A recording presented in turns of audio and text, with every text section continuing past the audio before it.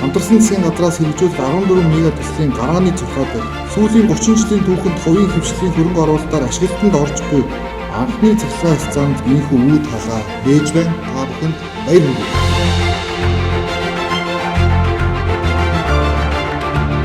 Засгийн газраас цаашдч хувийн хвшлийн оролцож чадахгүй байгаа дэд бүтцийн төслүүдийг дэмжиж хамтран ажиллах болно.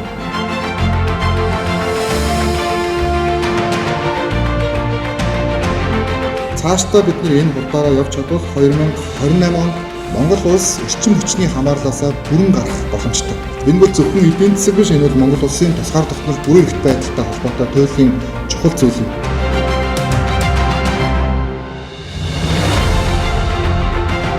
Ирчээ алдсан эрчим хүчний салбар иргэн сэргэх эхлэлцэг өөрчлөлтийн цахилгаан станц болж байна. Та бүхэн ерөнхий сайдын хувьд чин сэтгэлийн талархал илэрхийлье.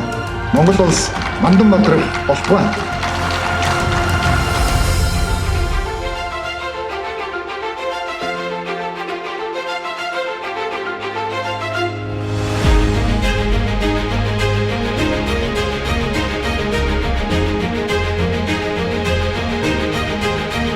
Бид өнөөдөр Төв аймгийн Зарим сумын Төв сайхны талд 660 мегаваттын цахилгаан болон дулааны станцын бүтээн байгуулалтыг эхлүүлж байгаад засгийн газрын нэрийн өмнөөс та бүхэндээ чин сэтгэлийн талархал илэрхийлье.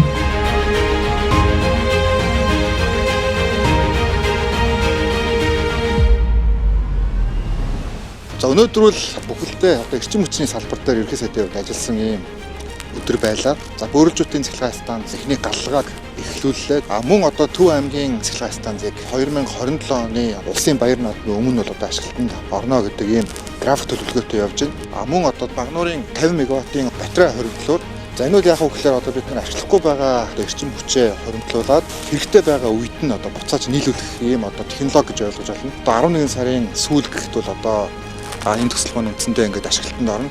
За ингэснээр үндсэндээ одоо 2 дугаар цахилгаан станцыг өргөтгвөл нийслэл Улаанбаатар хотын одоо эрчим хүчний дутагдлын асуудлыг бол бүрэн шийдвэрлэнэ гэж ойлгож байна. Өнгөрсөн 3 жил бид нар бомбын бомбыг тайлж чадсан. Ирэх 3 жилийн хугацаанд эрчим хүчний одоо хязгаарлах хүчин зүйлийг даван гарч чадна. За тэгээд бомбтой буюу экспорттой эрчим хүчтэй байхад бусад салбарууд бол хөгжих одоо үндсэн суурь бүрдэх юм аа.